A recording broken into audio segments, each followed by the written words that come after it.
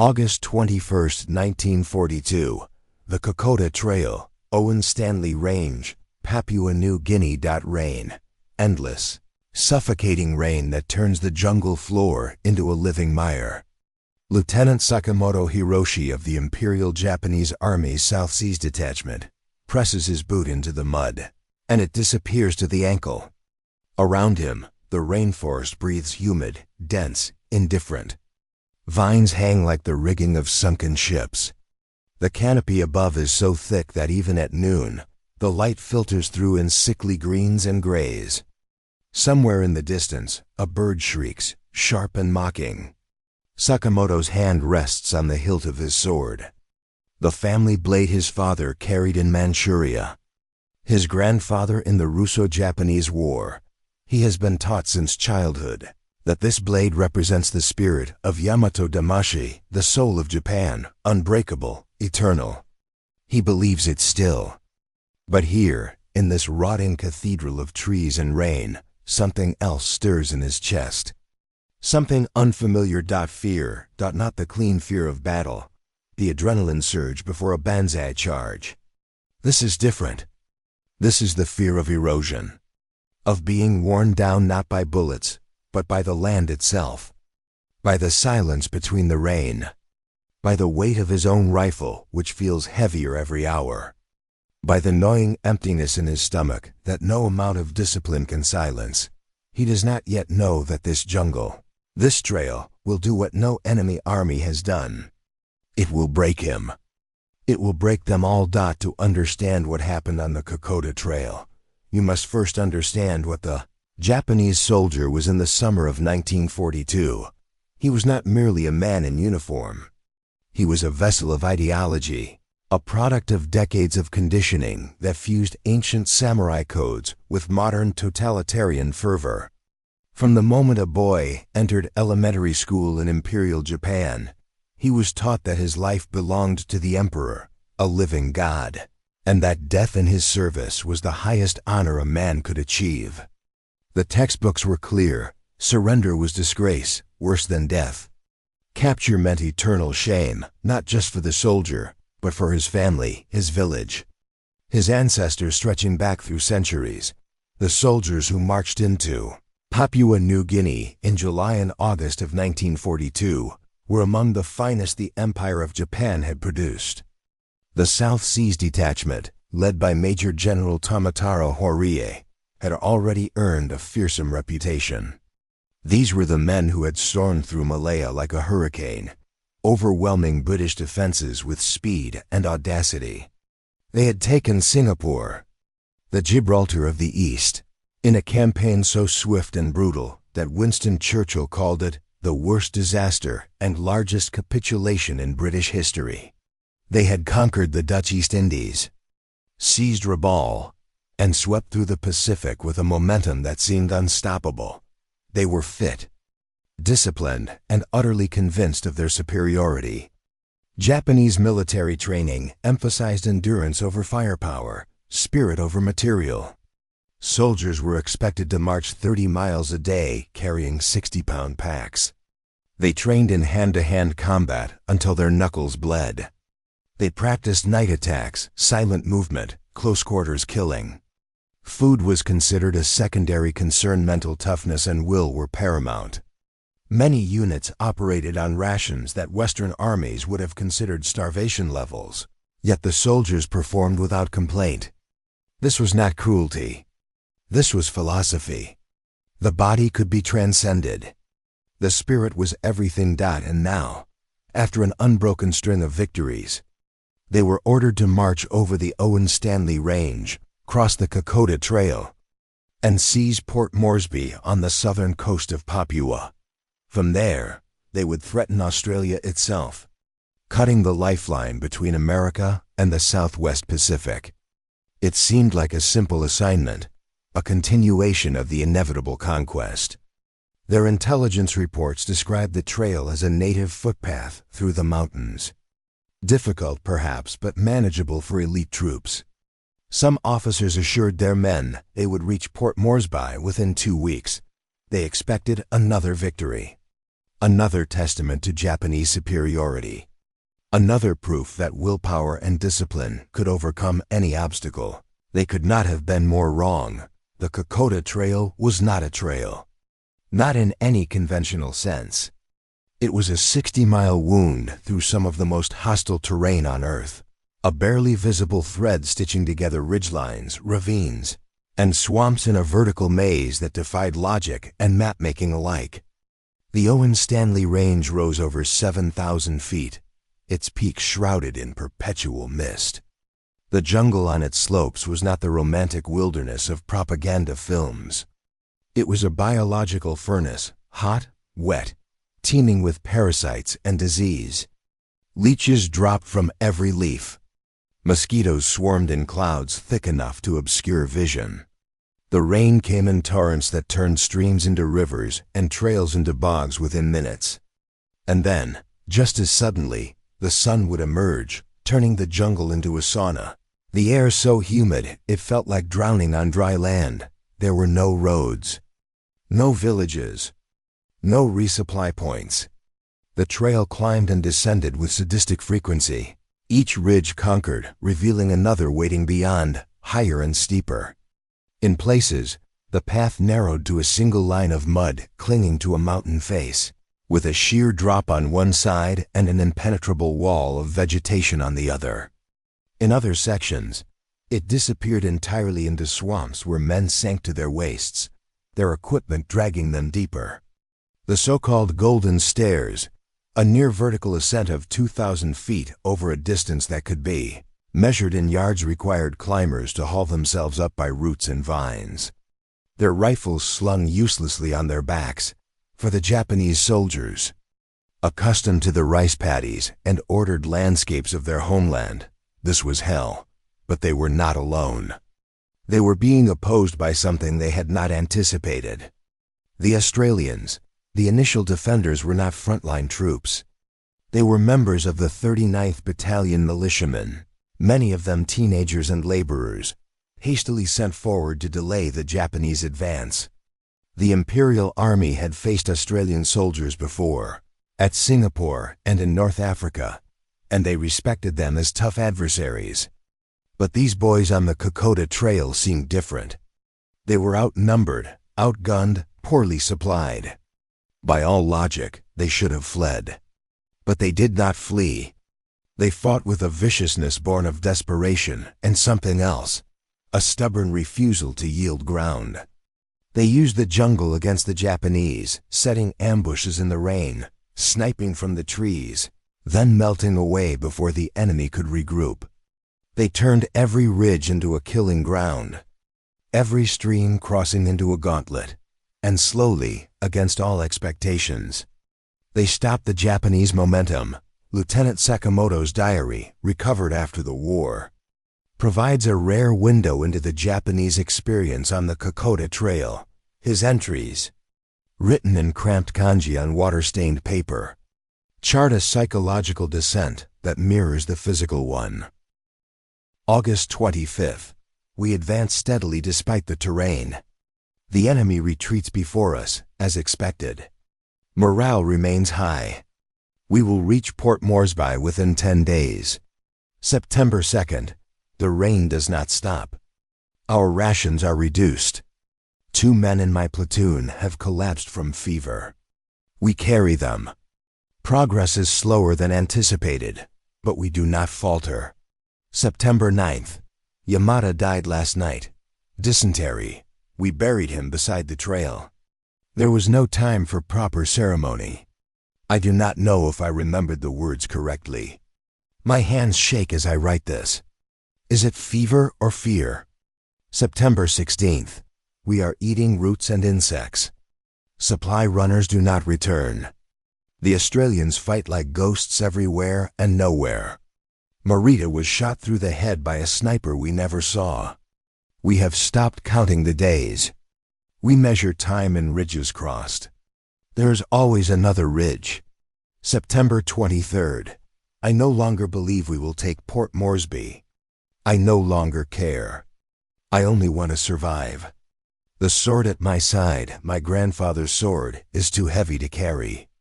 I have left it hidden beneath a tree. I do not know if I can find it again. I do not know if I want to. This is not the voice of a fanatic. This is not the voice of a soldier drunk on ideology. This is the voice of a man being unmade. The breaking point came not in a single battle, but in 1,000 small defeats. It came in the form of a biscuit. Australian and American forces were supplied by airplanes flying over the mountains and dropping crates of food, ammunition, and medicine at designated points along the trail. The supplies were not luxurious, but they were reliable. Hardtack biscuits, tinned beef, tea, chocolate. Simple fare, but to starving men, it was abundance itself. When the Japanese overran Australian positions, they found these crates. They pried them open with trembling hands and stared at the contents in disbelief. Food, so much food. One Japanese sergeant, captured later in the campaign, described the moment in his interrogation. We found tins of meat and biscuits, more than we had seen in months. We thought at first it must be officers' rations, provisions for generals. Then we realized this was for ordinary soldiers, privates, men like us. We could not comprehend it. How could an army feed its men so well and still fight? We had been taught that luxury was weakness, that hardship built character. But here was an enemy that ate like kings and still fought harder than us. It made no sense. The biscuit became a symbol.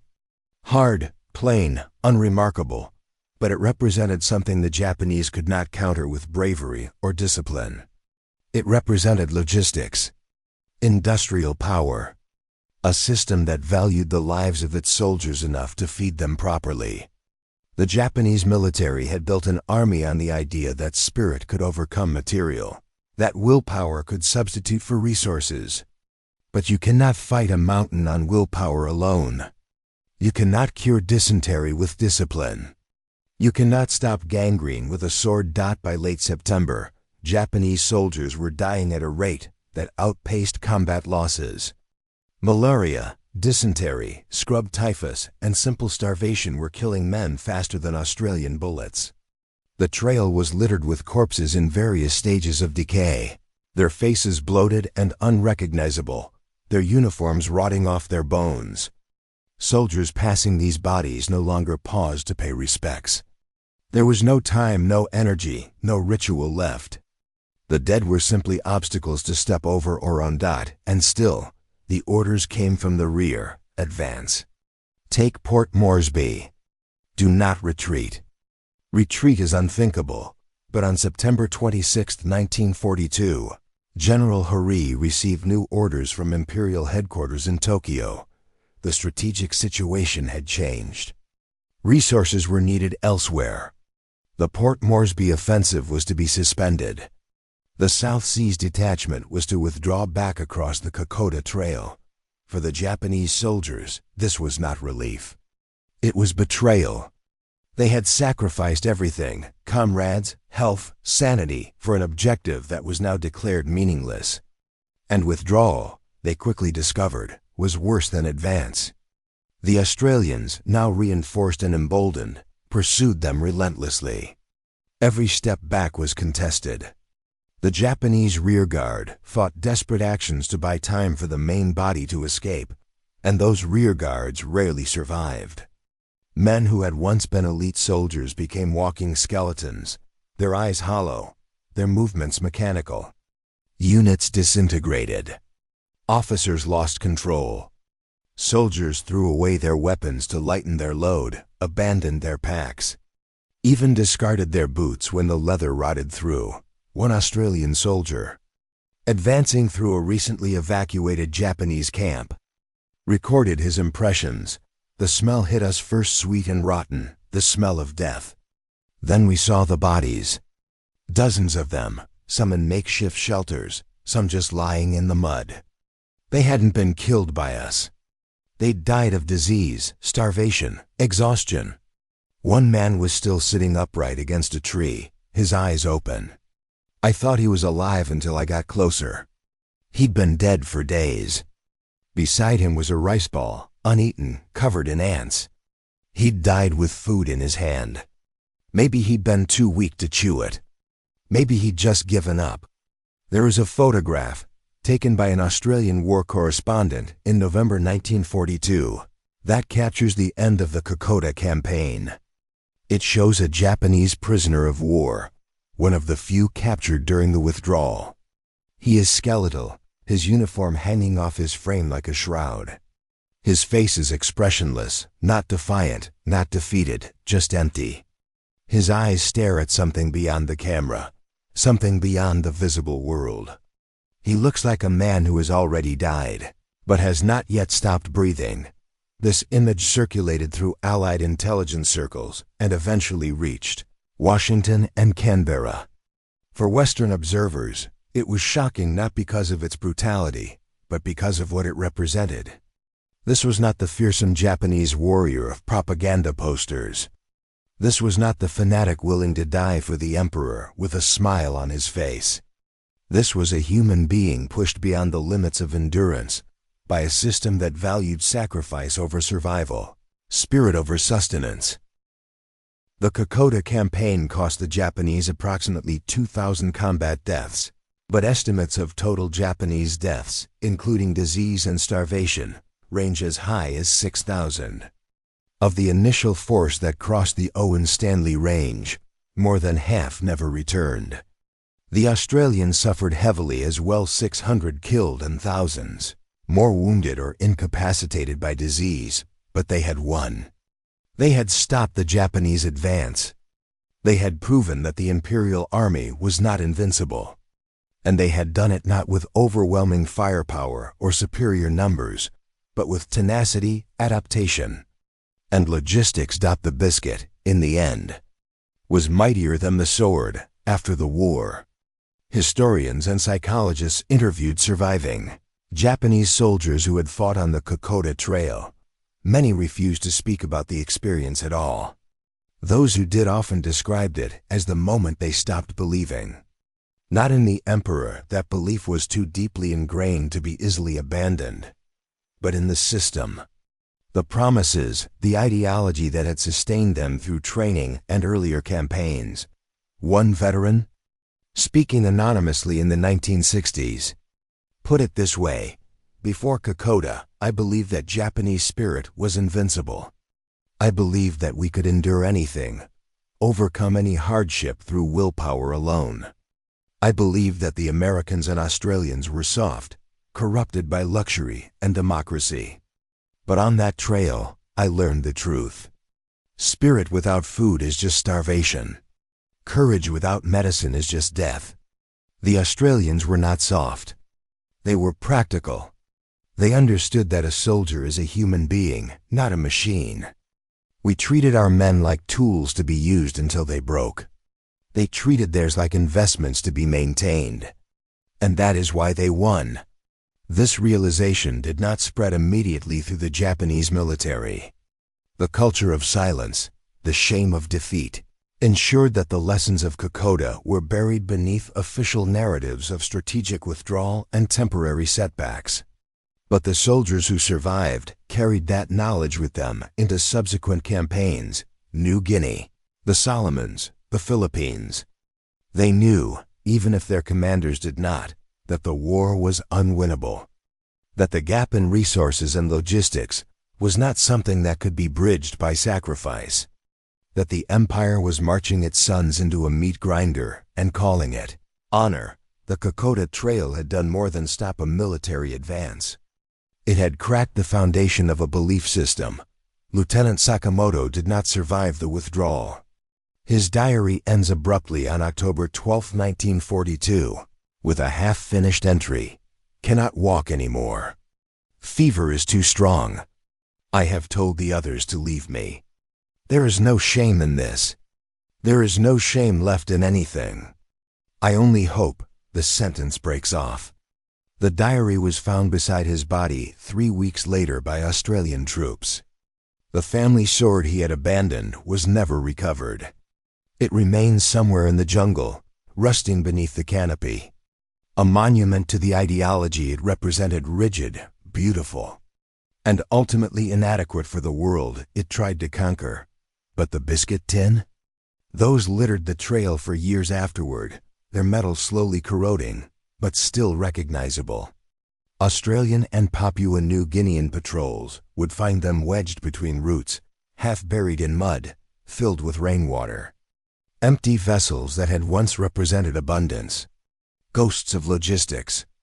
Reminders that wars are won not by the sharpest swords or the bravest hearts, but by the mundane arithmetic of supply chains and calories. Today, the Kokoda Trail is a pilgrimage site. Australians hike it to honor their grandfathers and great-grandfathers, to walk where they walked, to understand what they endured. The trail is still brutal, still steep, still muddy, still sweltering. But modern hikers carry GPS devices, water filters, satellite phones. They have guides and porters. They know that if something goes wrong, a helicopter can extract them. They are tourists in suffering, sampling it in controlled doses. Occasionally, they find relics. A helmet, a boot, a mess kit. These artifacts are treated with reverence, collected by museums or local historians. But the most common find, the thing that appears with eerie regularity, is the biscuit tin. Dozens have been recovered, catalogued, preserved. Some still have faint traces of the original contents, crumbs of hardtack, fragments of wax paper.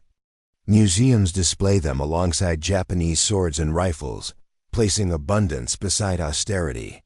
Pragmatism beside ideology. The contrast speaks for itself. There's a temptation, when telling stories of World War II, to reduce the conflict to simple narratives of good versus evil, democracy versus fascism, freedom versus tyranny. These frameworks are not wrong, but they are incomplete. The truth is more complex and in many ways more mundane. Wars are fought by human beings with human needs: food, water, medicine, rest. The side that meets those needs most effectively, that treats its soldiers as resources to be sustained rather than expendable tools, has an advantage that no amount of fanaticism can overcome. The Japanese soldiers who marched into the Owen Stanley Range were not evil men. They were products of a system that demanded everything from them and gave back only the promise of honor in death. They were taught that suffering was noble, that deprivation built character, that spirit could triumph over matter. And when that system sent them into a jungle without adequate food, medicine, or support, it did not just fail them tactically. It failed them philosophically. The Australians and Americans who opposed them were not inherently superior as warriors. Many were draftees, civilians in uniform, men who would have preferred to be anywhere else.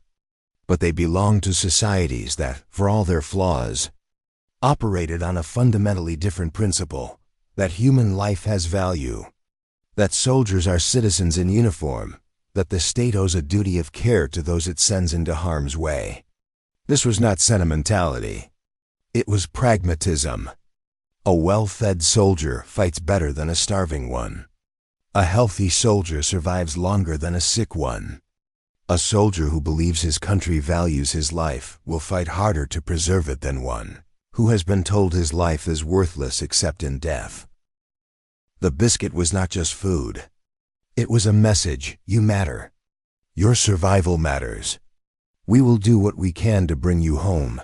That message, more than any weapon or tactic, was what broke the Japanese on the Kokoda Trail, 70 years after the campaign. A team of archaeologists and historians conducted a survey of the trail, using ground-penetrating radar and metal detectors to locate burial sites and artifact caches. They found hundreds of items: buttons, bullets, bayonets, bones. But one discovery stood out. Deep in a ravine, buried under decades of leaf litter and sediment, they found a cache of Japanese personal effects. Diaries, letters, photographs. Items that soldiers had hidden or abandoned during the retreat, too weak to carry them further. Among these items was a small notebook, belonging to a private Tanaka Kenji. Most of the pages were illegible, the ink dissolved by water and time. But one passage, written in the margins of the final page, had survived. It read, "They told us we were invincible, that our spirit was stronger than their machines.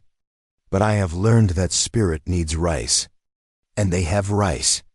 They have medicine. They have everything. And we have nothing but orders to die bravely. I do not want to die bravely. I want to live." Is that so wrong? The archaeologists debated whether to include this passage in their published report. Some felt it was too personal, too raw. Others argued that it was precisely this rawness that made it essential. In the end, they included it, and it became one of the most quoted artifacts of the campaign, because it was the question that the Kokoda trail forced every Japanese soldier to confront. Is survival a betrayal? Is wanting to live a weakness? And if the answer is no, if life has intrinsic value, then what does that say about a system that demands death as the price of honor? The Japanese Empire could not answer that question without unraveling. So it did not answer. It simply sent more men into more jungles, onto more islands, into more impossible situations, and called their deaths glorious. The Kokoda Trail was where the illusion began to crack, where the biscuit spoke louder than the sword, where the mundane arithmetic of logistics defeated the poetry of sacrifice. And in that defeat, in that grinding, inglorious collapse, there was a truth that echoed far beyond Papua New Guinea. A truth about what sustains armies and nations. A truth about the difference between systems that consume their people and systems that, however imperfectly, try to preserve them. The Japanese soldiers expected glory. They expected victory. They expected to prove that willpower could overcome any obstacle. Instead, they found mud, disease, hunger, and an enemy that understood something they did not, that wars are won not by those willing to die, but by those able to live. The Kokoda Trail broke them not because they were weak, but because the system that sent them there was broken from the start. And the biscuit, simple, plain, unremarkable, stood as the monument to that truth. A truth harder than steel and more enduring than any blade. That is what Kokoda taught. That is what it still teaches for those willing to listen.